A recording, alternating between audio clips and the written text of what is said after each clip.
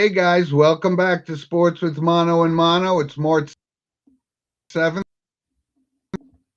2026. Hard to believe. St. Patrick's Day is, and of course, I'm here with my co-host and behind-the-scenes producer, Elijah Weintraub. Good morning, Eli.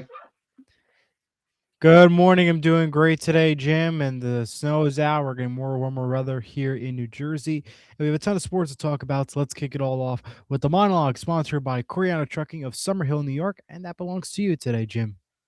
Okay, yeah, there's a lot going on in the sports world, but one thing that's starting to get under my skin is all of these so-called experts talking about their mock drafts, and now we have all the free agency and so forth. So, you know, things just have to play out the way they're going to play out. We're all amateur general managers. We don't know what's going on. So people can say, well, the Giants should sign Kenneth Walker. Well, I mean, that's depending on whether Cam Scadaboo is going to come back and is Tracy a number one back and so forth. And a lot of people were talking during the week that Max Crosby was going to end up on the Chicago Bears. And as it breaks overnight, he ends up going to the Ravens, which I think the Ravens have more concerns on the offensive side of the ball, but they gave up two number one picks for it. So all of the speculation about, I think it's a pretty much a foregone conclusion, right? That Yeah. Mendoza will be the first pick. But right after that, Jets with the second pick, we just don't know what's going to happen. And when I No. hear teams, or guys tell me that, the Giants should bring back Odell Beckham Jr. I'm like, he got injured. He hasn't been the same. And why? Because he played for the Giants. Nobody else is looking at him. But let things play out the way they're going to play out, Of because course. each team has a need and so forth. And we're not in those rooms where they're determining who's going to get drafted where and what's the biggest need. Every team has needs, right? The Giants, no exception, right? We feel comfortable with our quarterback and our wide receiver and so forth. But what about the defense? So I urge people just to be careful about all the speculation and getting excited about some other attraction that may never ever happen. It's just a little frustrating to me. That's all. Yeah. I agree with you, Jim. I mean, yeah, you got to let it play it out. Play it out, see what happens along the way. Of course, if you need the weapons, of course, you're going to make the moves. We're going to see what happens. We'll see how the team is. But in the case for the Giants, they have Scatterbo, they have a lot, they have neighbors. They've got guys standing by ready to go. And next season is going to be a powerful season, I believe, for the New York Giants in their case. We'll But see. for other teams, you got to wait and play it out and see how the market is. Remember, this all doesn't come true until Monday officially. So we got to keep that in Yeah. mind too. These are all, what we know so far is what's going to happen, but we don't confirm it till Monday. Uh, Yeah. as always, if you can comment, call in anytime. Before we get to our first caller, I want to get to some comments. Frankie says, "Good morning, guys. Giants are resigning Gunner and restructuring. Singletary will be the only moves they make." I know. Well, I know Frankie's a little disenchanted with the general manager, and so am I, quite frankly. But I don't know how. We're going to see how it goes on during the week. And Brandon says, "Good morning, gentlemen. Thank you for addressing the minion GMs in cyberspace. Let it all play out." And that's Yep. the common theme for today. Yep. And we're going to get to our first caller now. We have Ed Heath calling in. Good morning, Ed. Can you hear us? Yeah, hey guys. Good morning. Hey Ed. Good morning. Morning. How are you? Good, good. Good. How are Thanks for you? getting up early for us. What do you Yeah, got for us? yeah, trying. Well, I'm getting excited about Big East basketball. Let's talk there for just a moment. The big dance is coming soon. Yep. I just wondering what your thoughts are. Who's going to make it from the Big East, and does St. John's have a shot at going to the Final Four? That's a good question. And Eli and I were talking a little bit about this beforehand. He's a Seton Hall guy. And, when we look at St. John's, I say outside of Ejiofor, who's actually a great player, by the way, I don't know that they have enough around them. And, I mean, you can't help Ed, but at least know that UConn is probably the team to beat. And Right. other teams we talk about sometimes, like Creighton or Butler, when they play an in-conference game, sometimes they win these games. And Seton Hall came close to beating UConn last week, and so forth. And we talked a little bit about Providence and the stature of Kim English, who looks like he'll be on his way out. So it is a very competitive conference. But I can't see anybody but UConn coming out of the Big East tournament starting on Wednesday. Yeah, to me, I think it's the two big winners are not UConn and St. John's. Those are the two clear winners. I mean, UConn just been dominant all season in the Big East. I mean, there's no question about it. Look at the record overall. Conference record of 17-2, St. John's at 18-2. You can't deny it that these two are the best two teams in the conference right now. Yep.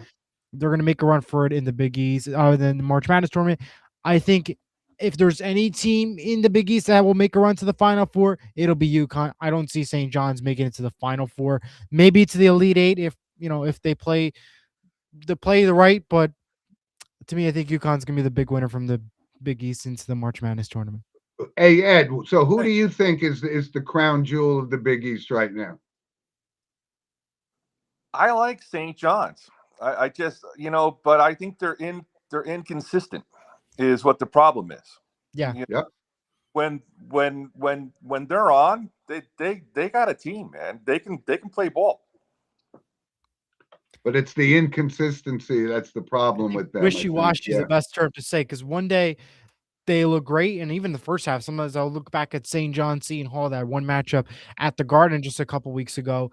St. John's was really great the whole game, then all of a sudden started slacking off a little bit, came back, ended up winning the game, but just the inconsistency part. Absolutely true.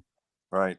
Exactly. But it is a great time of the year, Ed, and I know you know it, and you have sons that play, collegiate sports and so forth. So, sometimes with this lull in the post Super Bowl morning period, and everything, this picks up sports, and it's so exciting, it's so great, and I'm looking forward to it. But yeah, the Big East and all these conference tournaments start to get underway, and we're almost just over a week away from Selection Sunday, so we'll see how it plays out. Absolutely. And one more thing, does Seton Hall make the big dance? No, absolutely not. I mean, look at last night's performances. I mean, I think I just lost connection there for a second. But last night, no, look at last night's performance. We went 1 for 11. We went 1 for 11 on threes. This has been a consistent problem all season. I said it to Jim earlier before. If you are consistently not even making half your three-point shooting, can't even win some of these big marquee games, not even once against UConn, not even once against St. John's, there is no shot at it. No. Okay. Yep. Thanks. Hey, Ed, by the way, I did see a picture on Facebook with your sons and things. They're very handsome. They look very athletic, and it was something I go, wow, look at those kids. That's great. Great picture. Thanks. And Brandon wanted to add to the conversation. He said St. John's can win it in a variety of ways, ugly or in a shootout. Yeah. Yeah. Well, you can't deny that Pitino's a great coach. I mean, no I question don't about care it. for his personality, but we'll see how it plays out, Ed. Thanks for checking in with us. All right, guys. Thank you. Thank you, We'll Ed. see you. Be good. And you just brought up Jim just moments ago about Rick Pitino, and it's kind of like Nick Saban if you think about it, where it's just these coaches. Like some of these best coaches just have that straight, serious face, but in reality they could win these games and just it means something. Those serious anchor faces. And they're Can't deny.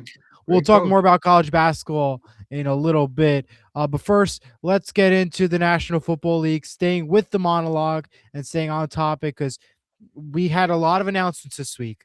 We have a lot of extensions, re-signings, possible big trades out there. But I think the first name I'm going to bring out there onto the list that I have on this big piece of paper that I have here of names, Tommy DeVito gets re-signed by the Patriots.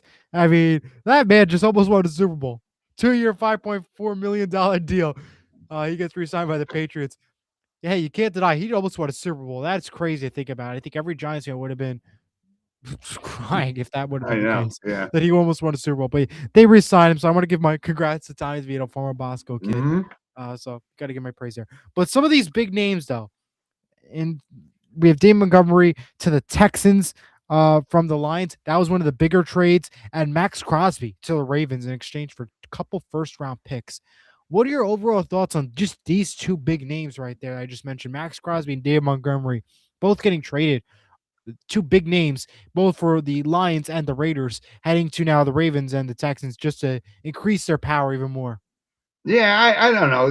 The Montgomery trade I don't see as significant as the Crosby trade. And you look at again, it's the money thing. And Daniil Hunter re-signed a 1-year, $40 million contract with the Texans, and so this is all going to play out from a salary cap perspective. And I know our Frankie is waiting for something to happen and of big news for the Giants. I mean, but you know, it's going to take time. It's going to take a few weeks, and again, leading up to the draft, what is the need for each team? Of And course. sometimes that goes out the window on draft day because they take the best player available, which isn't necessarily a bad philosophy, but it doesn't fill the need. So a lot of moving and shaking that's going to happen over the next 2 weeks. You saw that Kyler Murray is going to get cut and Geno Smith getting cut. Um, so that a lot of Listen, the him. things, and again, this is about those draft pundits or the so-called amateur GMs thinking, well, Kyler Murray is going to go to the Vikings. And so I was talking with a Viking fan. I said, does this mean that they've given up on JJ McCarthy? And we don't know. I mean, but if they're going to sign a Kyler Murray, who's proven he really can't win. He had a couple of good seasons early in his career, but is he worth $40 million? And when you look at other things like Daniel Jones, right? I mean, they ran him out of New York. I always thought he had some talent, and now he's franchise tagged, so he's going to make $37 million next year. And I just can't. You can't figure all this stuff out until the end of the free agency. Next That'll week. set the stage for the draft coming up Yep. at the end of April. Well, I want to dissect a couple things you just mentioned. First, we're going to start off with Geno Smith. He was with Seattle. He had a decent run there, but it wasn't the best run. He had an Yep. opportunity to succeed in Las Vegas, but it did not work out. And he had Pete Carroll with him. He had everything possible, and it just did not work out. For him leaving the Raiders, I am not angry about it. I'm not disappointed about it. My question is, will somebody want to pick him up, though? I mean, because he just left Seattle, went to this team in Las Vegas, had a chance to succeed, and he didn't. Now, what's his next choice? He was a Jet already. The Jets don't need him. What's left for him? Well, Now, that's a good point because the Jets right now, they've obviously given up and said the Justin Fields trade was unsuccessful at best. of course. So what are they? I mean, are they going to pull in a Kyler Murray or a Kirk Cousins again, like with this? Well, Let's just fill the listen, immediate need with a quarterback that is not going to take you to the Super Bowl. It's frustrating for Jet fans before and Giant fans. So I don't know. before I get to the whole Colin Murray stuff, I just want to read this one tweet I saw online because I thought this was hilarious. Wendy's posted out a tweet, the restaurant chain. They said to Geno Smith, in case things don't work out in free agency, we're always looking for a chief tasting officer for their new burgers. Yeah, I I saw just thought that. that was hilarious. That was great. Anyways, off of burgers and Wendy's, Kyle Murray and the Cardinals. It has not worked out all season. And even the past two, nothing's really worked out for this Cardinals team. They're not progressing. They're not making the playoffs. They're not doing much. So him leaving, again, not a problem. But the question is where he goes. You could argue maybe the Vikings, but he'll be a backup likely because they saw faith in JJ. Maybe the Jets could use him, but again, we don't know what the Jets strategy is. Maybe they're hoping to get something in the draft, which there's not a lot out there, but maybe they're hoping for something. We don't know what the case is going to be. To me, Yeah. though, him leaving the Cardinals, I think that is a great thing for the Cardinals and to the fans because I think now you could restart, regroup, and say to yourself, okay, if this next QB works out, we're okay. And if it doesn't work out, we got a lot of work to do because if this is a star right here. And if that doesn't work out, there's not much I can say. No, you're absolutely right. And you see these guys, they just get recycled over and over again. Like Stephon Diggs gets cut by the Patriots, but Yeah, well, Diggs will have a job he will, somewhere, because he's somehow. a And decent player and he's known for making big time plays. We saw him in the Minneapolis Miracle a couple years ago, before COVID, making the big all time touchdown in the playoffs. That's what's going to keep him around in this league. That's the thing. yeah, and you look at, like guys that are out there, right? I mean, Tua will most likely be available. Does that Right. mean he's going to be starting at some other venue? I mean, when is enough to say we've Maybe the given Jets will these take him. guys long enough to prove whether their leadership take that team to the next level, and it just doesn't happen. And Absolutely. it gets a And I little want to go to the frustrating hearing Seahawks. speculation. And I'm going to go to the Seahawks, But for example. They are not expected to tag Kenneth Walker III. What are we doing here? Not just like, I can understand why you're not going to attack him and stuff. He's always injured the regular season, doesn't do much. He made it around the postseason. I'm not, I can see why, not fully angry about that. But then Raheem Shaheed. Not much has been going on yet. They're not saying much. What are we doing here? That's a player you want, Raheem Shaheed. Walker, it depends on who's remaining on your team. Then I could say to myself, okay, maybe it's okay to release him. And I'm, of course, not a huge fan of Walker because of his injuries all the time, constantly in the regular season. Postseason just great, but in the regular season, he's always injured, though. He's like Aaron Judge, always injured towards the middle of the season when you need him the most. And that's why, I could see why the Seahawks are not expecting to tag him. yeah, well, listen, I'm going to get to a couple at comments. at least the Seahawks have Have a Super Charbonnet. Bowl. They have a number They have one back. Charbonnet. So They yeah, do. so you Bill can't say Hathaway no. says, good morning, everyone. And why is the Giants holding training camp in West Virginia? Is this a new thing the Giants' new coach doing? No, this isn't the first time an NFL team has worked out at the Greenbrier in West Virginia. And I think what's happening and why they're doing it is because the facilities at Giant Stadium, because of the World Cup, are being Yeah, I enhanced forgot about that. or refinished. So that's part of the reason. Makes sense. Yeah, and also to go to West Virginia and let them just try to bond as a team with their new head coach. And like I said, I think Giant fans and Frankie, we have reason to be optimistic. Let's just see how it plays out. That's all. Yeah. Brandon says, as a Giants fan, I could care less about the other teams and their free agent strategy. Square pegs in round holes never work. The Giants have a triad of offense players that are the foundation. Yeah. Well, it's trying to find the right combination of guys. And, I thought Bobby Okereke was a good linebacker. So they're going to release him. And, like I said, I mean, it's a difficult job to build a solid NFL team. But remember, no one's even really talked about the Kansas City Chiefs. And Patrick Because what's there Mahomes, to talk about? but he's still in his prime and he's going to come back and they're going to be relevant. Right. again. That's fine. But in terms of what's going on now, what's happening next week and all these trades, the release and everything, we know Mahomes is going to stay. We know Kelsey's likely going to stay. What do we need to add to their table? What do we need to say? I mean, well, what? Trent Duffy is going to be to the Chiefs now, going to the Chiefs now? No, I ain't, leaving the Chiefs to the Rams. I mean, I don't know. Like, there's not much to talk about right now. Remember, this season hasn't even begun. These are just trades, releases, and signings. The Chiefs are not doing big time trades and moves like these other teams right now. That's why they're not in the conversation right now. We got to keep that in mind.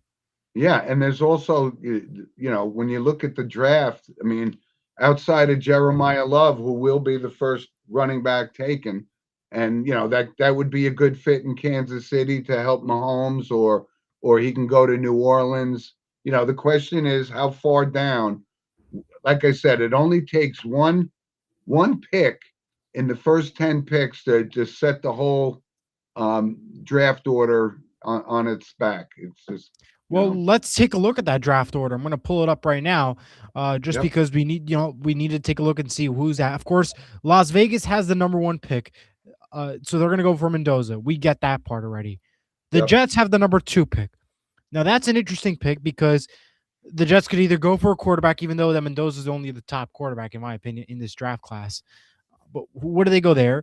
You have Arizona, who now needs a quarterback. You have Tennessee, the Giants, the Browns, the Commanders. The Chiefs don't pick till number 9. Maybe it's potential that he, gets a spot, but still, it's a very interesting draft order and not many big time QBs out there minus Mendoza. And that's exactly the point. So do the Jets think that Ty Simpson is the second best quarterback in the draft? Is he worth the second pick in the draft? And I don't see that happening. But what are they going to do?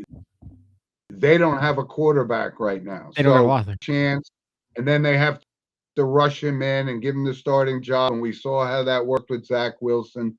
But remember, the Jets are Jets, and they'll find a way to screw this up. So, yeah. Well, we have Brandon calling in now. I'm going to bring him on. Good morning. How are you doing today? I'm doing well. How are you guys? Hey, Great, Brandon. Hey, listen, you got me a little fired up this morning already. Just talking about the free agency and the draft, and I think the Giants are in. I know this show talks about all the NFL teams, but when I said square pegs and round holes, like the Vikings are a prime example.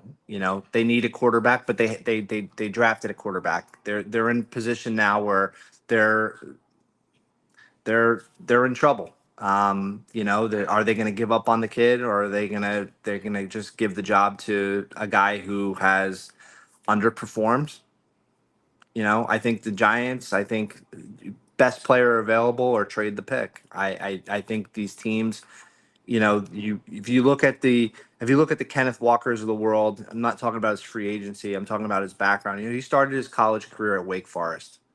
Sometimes the best players that you have that are the best pieces to your recipe, so to speak, come from a smaller school. So, to sit here and to, talk about, we're going to talk about the draft for the next 4 weeks, 5 weeks. Oh, And, yuck. I just don't see the value in how the internet GMs talk about what moves people should what teams should make, because like I said, Right. we don't know who the best player is available. We might think, but how are they going to be utilized in the scheme? What does the coach have in store? We don't know what Harbaugh is going to do.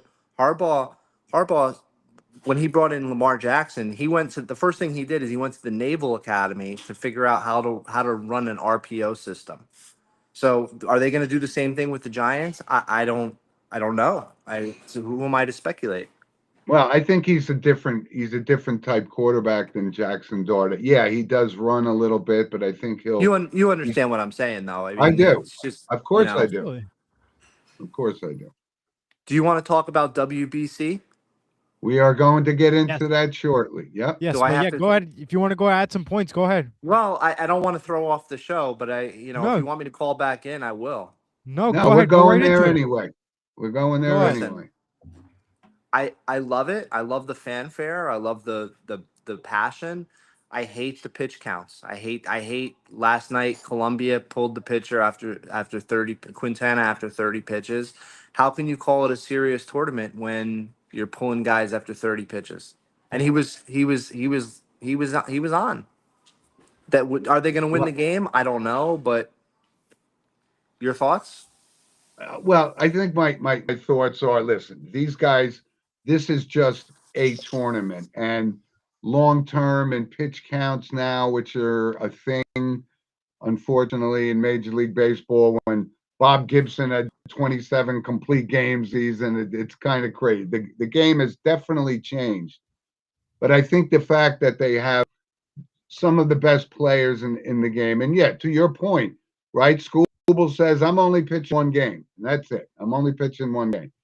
But he's basing that on, I'm going to be a free agent and I'm going to get the biggest pitching contract in the history of baseball in 10 months after the season's over. So, Well, he has a reason to but I be think- disgruntled with. but Brendan, I brought it up last week. I think it's really at least something that we can enjoy and embrace rather than just watch some mediocre Spring training. spring training I games for love the it. next month. You know? I loved the fanfare that I saw from in Japan, in Puerto Rico, in Houston last night for Brazil. Yep. Even though a high school pitcher was pitching for Brazil, you're right. It is better than watching Reds versus Yankees split squad games. So Yeah. I'm all for it. I'm Yes. curious. I'm curious to see what you have for your tournament picks.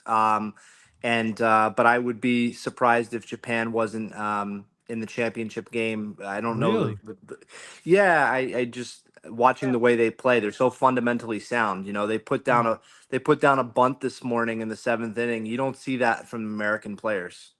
Yeah. Yep. And Yeah. I will argue till I'm blue in the face that you win championship games in October in Major League Baseball by doing the little things right. Well, Japan's doing that in March, doing the little things, to take them to winning games. So Yeah. curious about your thoughts. Look for me in the comments. Thank you Yep. for allowing me to have a platform. Appreciate You it. got it, Brendan. Absolutely. Thank you Thank as you, always. my We really friend. appreciate it. We'll see you, Brendan. Thank you. Yeah. But Yeah. So listen, Brendan's perspective on this is kind of like mine. Like it's spot definitely on. it's a kind of a great format. We're seeing the best players from each country playing. So it's not like, it was a few years ago where the big stars decided to opt out of this after the Edwin Diaz got injured kind of Yep. thing. But I think the teams to beat, obviously, it's Japan, it's the US, it's the Dominican Republic, and it's maybe even Puerto Rico. They could be a sleeper team. So it's Absolutely. exciting. It's It's an exciting exciting. tournament. The only thing I'm going to get my beef about it, why are we having games on streaming platforms like Tubi? We had a game yesterday on Tubi. Today, we have Nicaragua and Netherlands at 12 o'clock on Tubi. Noon I game. don't even I don't even know if I have Tubi. I I don't don't even have know. a Tubi either. That's a streaming platform, just let you. I don't get it. Why? And then we have games on the Fox Sports app. We don't even got it on cable television. If this is such a major tournament, if this is such a big tournament, why is it not on cable television? Why aren't we getting more platforms? Why is it not on Fox, FS1, FS2, the main channels, or even on MLB Network? Streaming services, Jim. Streaming services. I That's know. just so And frustrating. And not just so that, I some of these I big guess United States games, like on Tuesday, they're on FS1. They're not even on Fox. Yes, and just the USA games are on Fox, but why are more games on Fox? Isn't this such a major tournament? Isn't this supposed to be the World Cup of baseball? Well, if it this is the is. World Cup of baseball, show it. And back to the pitch count, same thing. What are we doing here? Yep. I do got to say though, I'm still on my. I still believe in it. I still think Japan is going to win it. Still the best team, in my opinion. They got the win. Shohei Ohtani hit a grand slam first game. Gotta love him, man. He's just awesome. You can't, you Yeah. gotta love it. This I mean, guy the U.S. rises to the occasion, no doubt about The it. U.S. last night, they got a big win versus Brazil, 15-5. Do I trust them in the championship and down the road? Not 100%. Hmm. I kind of do, actually. I think this is Aaron Judge's team, and I think this is a great forum for him for people to see the best players in the world compete against one another. I like it. I like it. Yeah. I mean, I think that they'll have a run for it, but I just don't think that they're going to win it all. That's what I don't think. I Yeah. don't think they'll have a shot winning it all. Brandon adds, MLB has a leadership problem. And to your point, Eli, you can't find the games on TV. And that's just the bottom line. Yeah, Eli's brought this up time and time again. It's like whoever it was in the Major League Soccer who decided to put their schedule on Apple TV or a platform that nobody has. I mean, I don't know. You gotta question the marketing of it all. You know how it is, of course. All right, Eli. Let's go to NHL real quick. Yep. All right. Trade deadline came and went, right? Yeah, it did, and a couple big names got traded. I'm gonna read off my short list that I have here. Just these are some of the bigger ones that I took note of from this week. Capitals have traded Sean Carlson to the Ducks in exchange for draft picks. Blue Jackets, Connor Garland to the Canucks in exchange for draft picks. Lightning, Corey Perry to the Kings. That was a big one there. The Wild have traded for Blackhawks captain Nick Foligno. That was one of the bigger ones. Foligno, thank you. The Kings have fired Jim Hiller, the head coach. J.J. Smith has been named the interim head coach. And Avalanche have acquired Nazem Kadari and in 2027 draft picks in exchange for much more. But these are some of the big ones out there. What stood out to you in this trade deadline, and what are your overall thoughts so far as the season nears the postseason run in the NHL? Well, I got to be honest. Outside of the trades that you just mentioned, there wasn't really a lot of blockbusters, right? So a lot of teams feel pretty comfortable with what they have. But the biggest trade, I think, was John Carlson, because he's played with Alexander Ovechkin for 17 years. He was a lifelong guy, and Ovechkin is kind of devastated by that. But it's the business. You have the Rangers. I guess the whole rebuild process is just about complete. I was surprised that Vinny Trocheck didn't get traded, which I'm happy about because I think he's been a great Ranger. But that was kind of the last piece. So what I'm assuming is what people were asking for, what the Rangers were asking for in return for Trocheck, they didn't get it. So, he's going to remain a Ranger, it looks like. Yeah. Well, by the way, the big game today, the Rangers and the Devils, that's at 3:00 on ABC today. So if you're around, ABC's got that game. So stay tuned for that if you're interested. It'll be a good game for you to watch. But this is always great. The second half of the NHL season, like I said, we'll all admit that a lot of people don't watch hockey with football and so forth on the docket until after the Super Bowl. But hockey is great. I think your Devils are starting to build a team. Yeah, this is too late. The season's over already. It's March. Yeah. We're almost halfway through March already. The March is done. I can't believe I'm saying that already. And we're only 7 days into the month, but it's true. By the time we're on next week, we're gonna be saying to ourselves, March is over. So, I think that's what I'm trying to say. Bottom line. That's all I got for the NHL. Any other points you want to bring up before we go to college basketball? No, let's go to college basketball. All right, and I want to start with the comment because we have JR who commented. He said, Michigan is undefeated on the road. What do you think of them? I'll open it to you, Jim. What do you think? Well, I'm going to tell you right now, this is going to be the big determining factor because Michigan's played all year, but this isn't uncommon to the whole top 10 across the board, right? We've had Iowa State in there, then they lose games, and Vanderbilt, they losing games. The only team that doesn't seem to be losing is Duke. And Michigan, they lost a big game last week, and they have a big test with Michigan State this week. So we're going to find out whether or not Michigan is a Final Four worthy selection on your brackets. Absolutely. And you know what, though? We could say they're Final Four worthy. Remember, March Madness is the craziest tournament in history. We will see upsets no matter what, even though we have the nil and everything, but we will see upsets. We will see craziness happen, and you never know. They could get knocked down again. It all depends on who they play, where they play, when they play. That all comes down to that. They can be so great. Any team can be so great, but March Madness is a whole different ball game, and that is just it's a completely different game.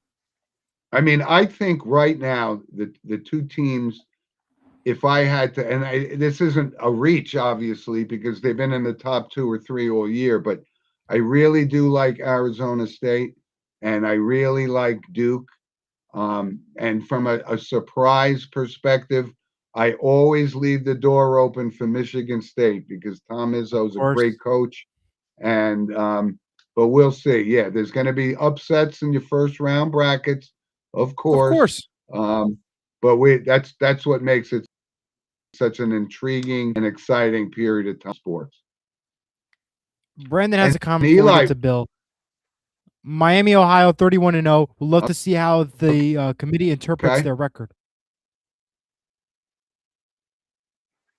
That was his comment. Yeah, well, I was just going to bring that up. So Brandon and I kind of on the same wavelength. I mean, the whole concept of Miami, Ohio, who won last night in overtime, great way. They're 31-0, and I don't understand the conversation around whether or not, if they don't win their conference tournament, left out. That's insanity to me. I know they don't play traditional D1 school. How would they match up against UConn, Duke, Arizona, Michigan? We'll see. But they certainly deserve the chance. There hasn't been a 31-0 team as long as I can remember since the '76 Indiana Hoosiers. Of course, absolutely. They deserve to be in the tournament, period. They do. They do. Well, we Yep. had Bill in the waiting room, but he's no longer there. So hopefully we can He's get out trading. That's because he's out trading his Pokemon cards, I guess. Let's get to one comment real quick. I just see him pop in now. He says, "This is the first time that a team has done it since the Indiana Hoosiers did it, has gone undefeated on their own." And yes, thank you, JR. And yeah, I just brought that up. Yep. yep. Let me go to Bill now. Which Bill, I think, by the way, I mean, Bill, you're still I know tired? we have Indiana Hoosiers. Huh? You're still tired, Bill, from last night? No, I'm good. I'm good.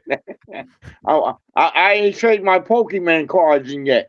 All right, I ain't trade my Pokemon cards in yet. I don't know if you caught my Pokemon comment, but Yeah, I caught it. I caught it, Jim. I caught it. All right. So what's up, That's in fellas? How you jest. doing this morning? We're doing I'm doing good. all What right. do you got for us? I'm just gonna break it down for the Big East.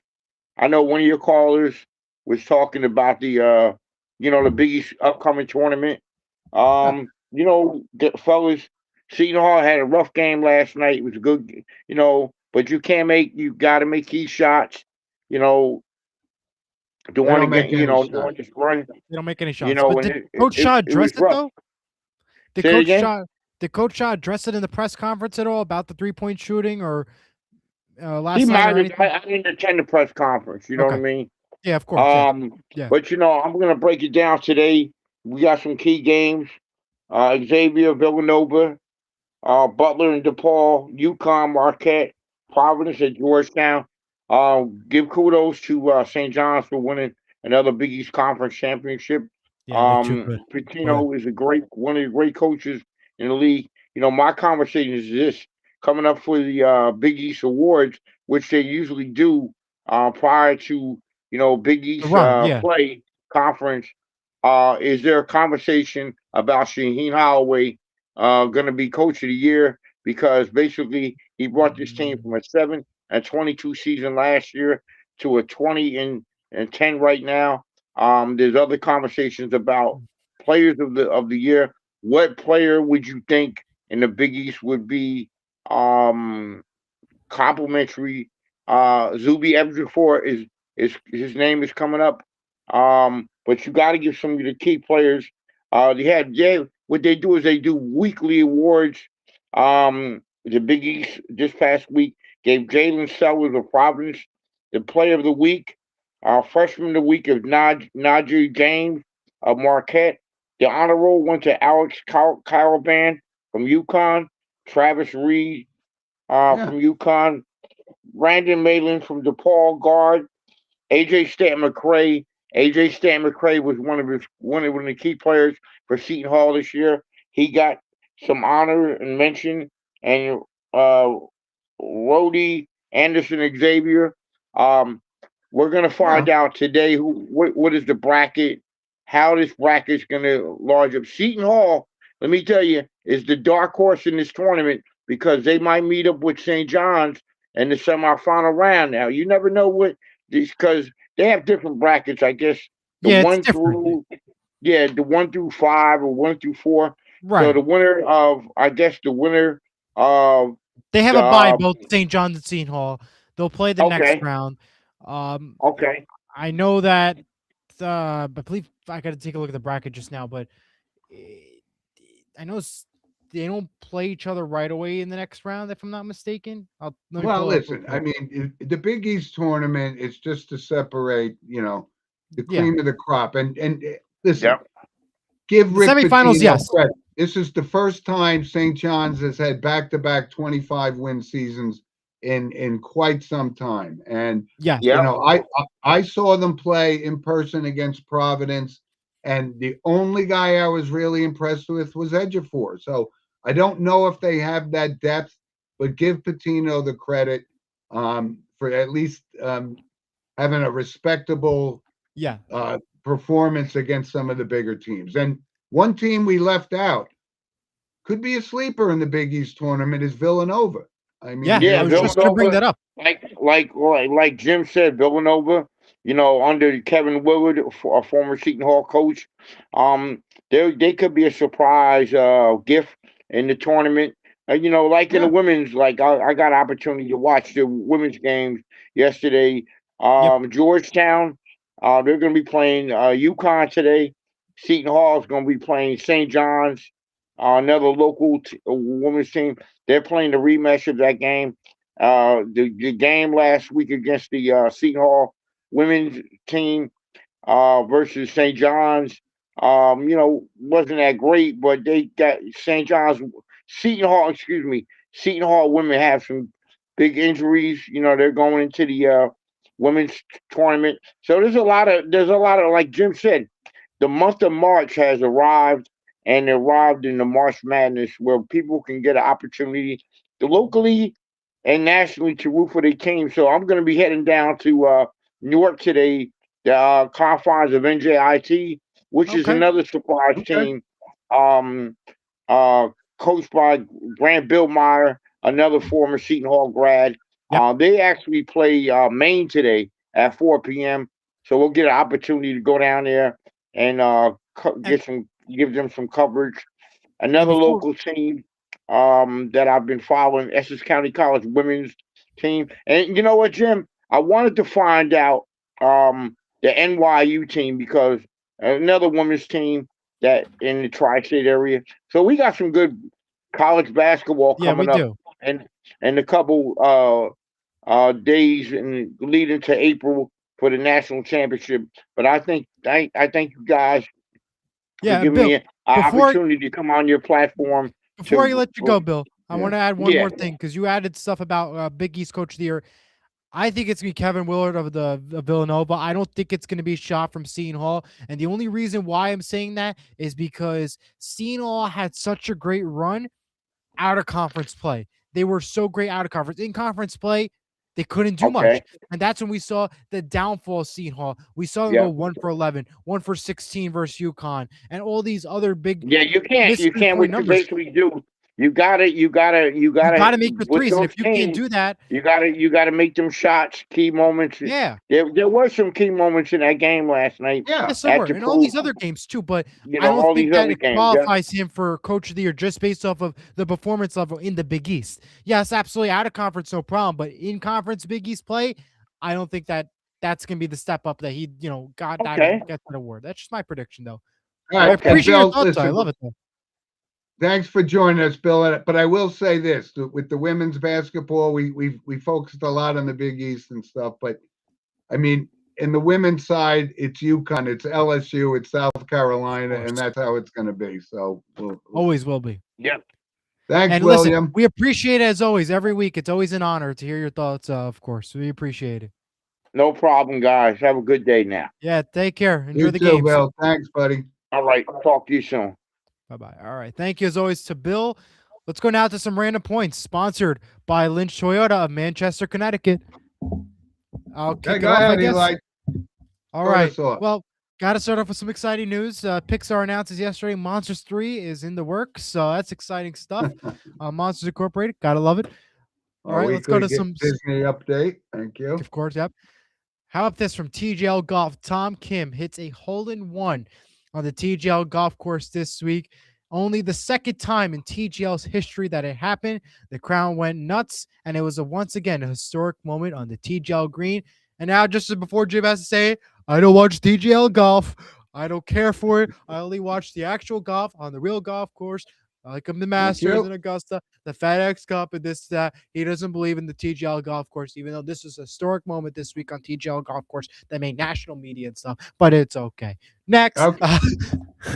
Well, aside from the terrible impression of me, you were right. I don't watch TGL now.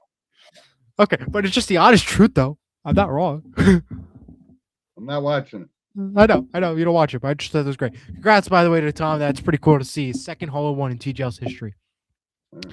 Um, ESPN and Disney announced on April 5th, Easter Sunday, they'll be doing another animated hockey game. This time it'll be featuring Inside Out, based off the movie. It's going to be the Washington Capitals and the New York Rangers. Disney Channel, Disney XD, Disney Plus, ESPN Plus. I really like these animated games, and it's cool to see what they do with Inside Out as the theme for this year's hockey animated game for Disney and ESPN. Okay. Couple other notes. How about this? Opening soon in Hawthorne, New York. Not Hawthorne, New Jersey, Hawthorne, New York. It'll be a Up in first of its Westchester, I think. Yeah. it'll be its first of its kind. Applebee's and IHOP in one location. It'll be the two stores in one store. So you could order from both menus on one store. One kitchen, one everything, one restaurant. I don't know. I think this is pretty cool. Order an Applebee's pancakes with I pancakes with Applebee's menu. I like it. And lastly, SNL's all new tonight with Ryan Gosling. Hopefully, Beavis and Butthead sketch is back tonight, and Gorillaz is your musical guest tonight for SNL. Well, I thought also you were going to bring up that Hoppers is going to be the biggest money making. Nah, I'm not gonna bring that up. Yeah, no, I couldn't. No. That's your random point, Jim. I'll let you bring that up as we transition. No, I'm not. I did that for your benefit. Eric, by the way, says good morning and happy Saturday to all. Good morning, happy Saturday, Eric. Thank you. Thank you, Eric. Appreciate it. Back all right, you, I got a couple of things. So, as spring training comes on, I was trying to find out.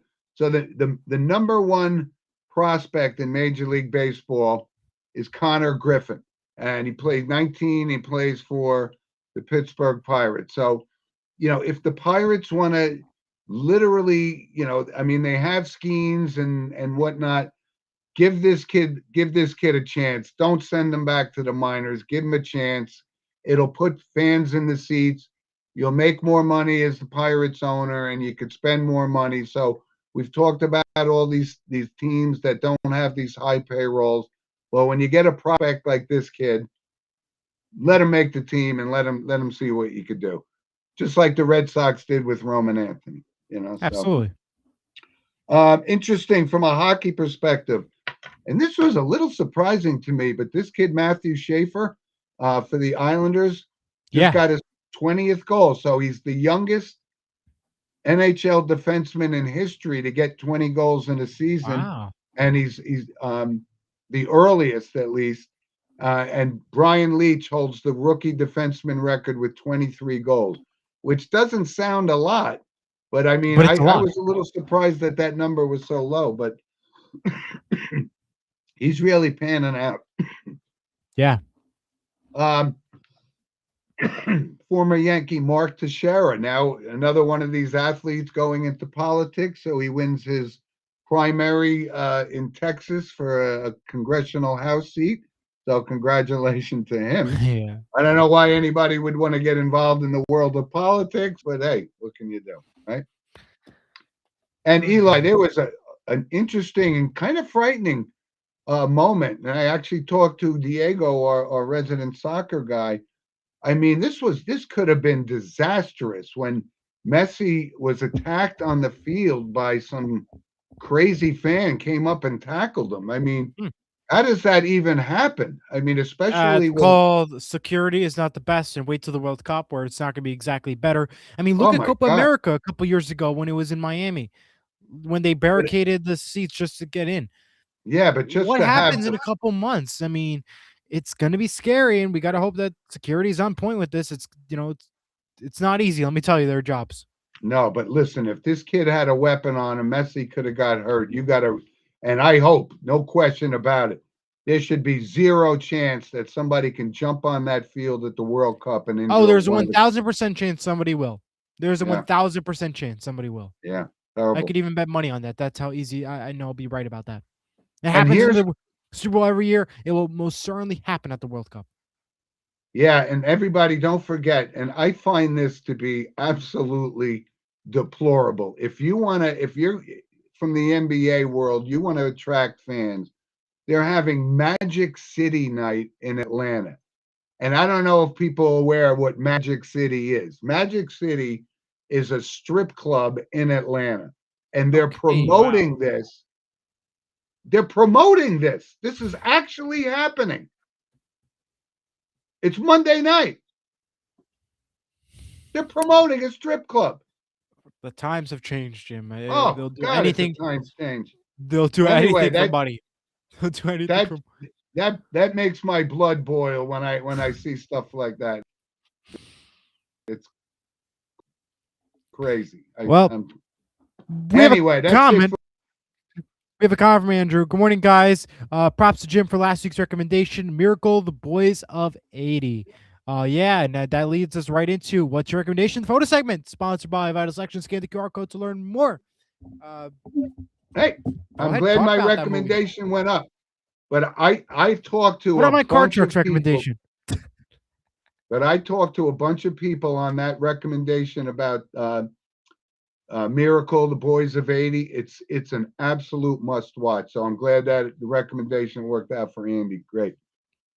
Eli, so my recommendation is, as you know, I am a movie historian, if you will, right?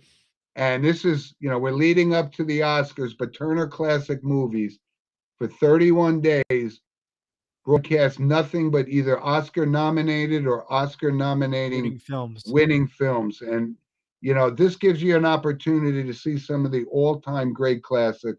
And last week when it was, we were in the midst of a blizzard here in the Northeast, I got to watch The Bridge on the River Kwai, and then Patton, and then The Deer Hunter. I mean, those are 3 all-time great movies. So first and foremost, Turner Classics is a great channel, but 31 Days of Oscar gives you an opportunity to see movies that you may normally not see. Well, my recommendation is in honor of daylight savings, even though the clock goes forward. I'm going to go back to the Future. That's my recommendation. Back to the Future. Gotta love the film. First one's great.